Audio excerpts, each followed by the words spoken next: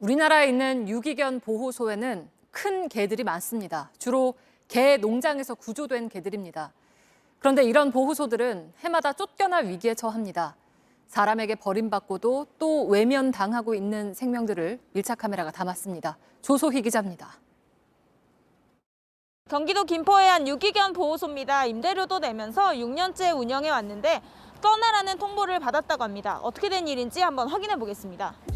매일 아침 9시 30분 봉사자 강 씨의 일과는 개밥 주는 것으로 시작합니다.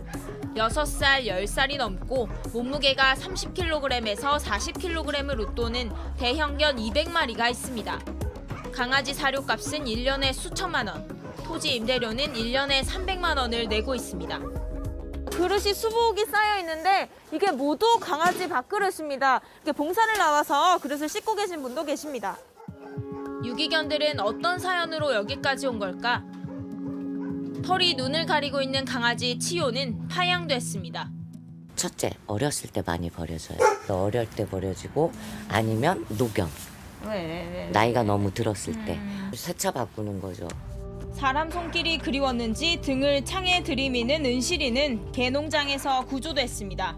대형견들이다 보니까 갈 데가 없으니까 안락사 되거나 해외 입양을 진행해야 되는데 그것도 비용이 만만치 않아가지고. 이렇게 큰 개들을 수년 동안 돌본 보호소 소장인 박정수 씨는 대통령 표창까지 받았습니다. 그런데 이제 쫓겨날 처지입니다. 벌써 두 번째입니다. 원래 인천에서 보호소를 운영하다 6년 전 김포로 왔습니다.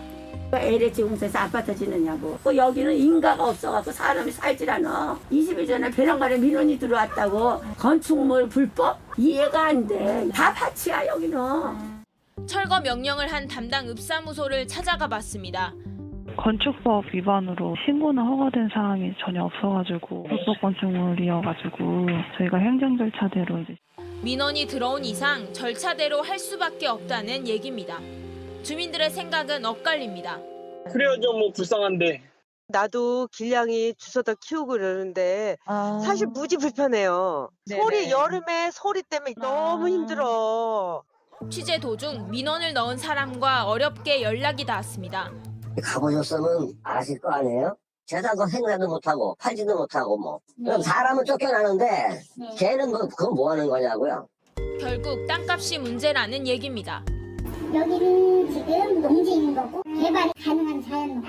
일반인들이 듣기 쉬운 게 혐오시설, 가축 사육 제한구역이에요. 이분들이 다 피해자죠. 국가 소유 토지는 좀 다를까? 대전의 한 유기견 보호소는 작은 개인 땅에서 시작했다 규모가 점점 커지며 국유지까지 넘어갔습니다. 해마다 그린벨트 사용에 대한 과태료가 부과되는데 내지를 못해 4년치가 밀렸습니다. 간신히 철거만 피하고 있는 상황입니다. 2018년부터 철거하시오 공문 왔고요. 그때부터 이제 1,000만 원. 그래서 4,000만 원, 4,200이고요. 대구의 한 유기견 보호소는 3년 전 상수원 보호구역에서 가축을 키우고 있다는 이유로 사용 중지 명령을 받았습니다. 당시 보호소를 구해달라는 청와대 국민청원에 22만 명이 동참해 청와대가 직접 답변을 하기도 했습니다. 결국 환경부가 보호소는 가축 분뇨를 배출하는 시설이 아니라고 유권 해석을 내렸고 청와대는 관련 법을 정비해야 한다고까지 했습니다. 하지만 최근 땅 주인이 나가달라고 요청하면서 다시 위기에 몰렸습니다. 땅 주인들이 지금 비키려 한 입장이라 문중이 어르신들이 원래 12월 말까지 비켜달라 했는데 어르신 저희들 지금 당장은 못 나간다. 땅도 구해야 되고. 농장에서 구출된 개들은 크다는 이유로 입양도 잘 되지 않습니다. 개 때문에 땅값이 오르지 않는다, 사람에게 위험하다는 이유로 이들은 옮겨질 때마다 이곳에선 언제까지 있을 수 있을지 고민해야 됩니다. 이제는 이들을 위한 작은 땅이라도 마련해야 되지 않을까요? 밀착 카메라 조소입니다.